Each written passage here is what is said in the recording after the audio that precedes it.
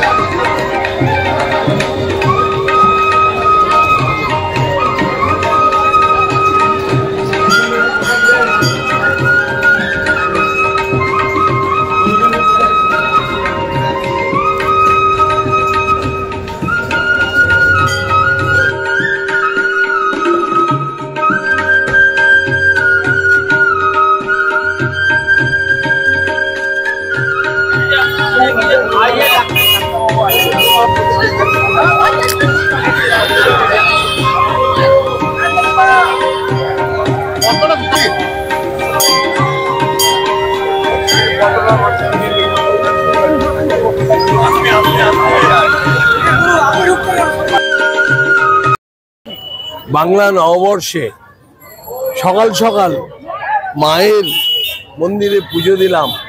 তার সঙ্গে সঙ্গে সব থেকে বেশি করে কামনা করলাম বাঁকুড়ার উন্নয়ন, পশ্চিমবঙ্গের উন্নয়ন, দেশের উন্নয়ন আরো জোর কদমে।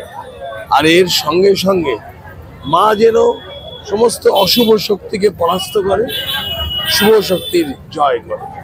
সবার সঙ্গে সবাই একেবারে অত্যন্ত আনন্দের সঙ্গে এসে কথা বলছে, নমস্কার জানাচ্ছে। তাদের সঙ্গে সবাই তো পরিচিত, এই শহরের মানুষ আমি। নিশ্চয় আজকের দিন তো সবাই মায়ের কাছে বিভিন্ন মন্দিরে বিভিন্ন জায়গাতে যার যেখানে বিশ্বাস সেখানে যায়, আর সেখানে গিয়ে সকলের নিজের পরিবারের নিজের এলাকার শুভ কামনা করে। আপনি কি চাইলেন মায়ের কাছে? বললাম তো, আমি চাইলাম বাঁকুড়ার উন্নয়ন, পশ্চিমবঙ্গের উন্নয়ন এবং সারা দেশের উন্নয়ন আরো তীব্র গতিতে। আর এর সঙ্গে সঙ্গে শুভ শক্তির জয়, অশুভ শক্তির পরাজয়।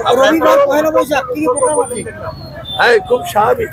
পদ্মফুল তো উৎসর্গ করতেই হবে, তার কারণ মা যেন পদ্মের জয় জয়গান করেন এই বাঁকুড়াতেও এবং সারা দেশে। আবার যেন প্রধানমন্ত্রী হিসাবে আবার কাকে দেখতে চান? অবশ্যই এটা ঠিক হয়ে গেছে। প্রধানমন্ত্রী হিসেবে নরেন্দ্র মোদী একদম নিশ্চিত হয়ে আসছে।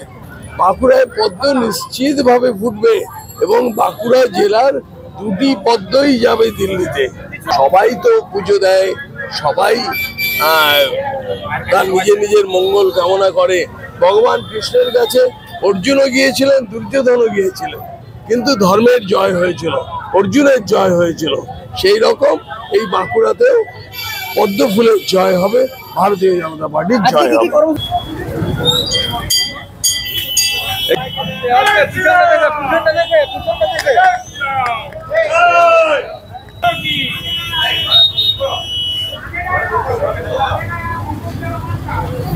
চলে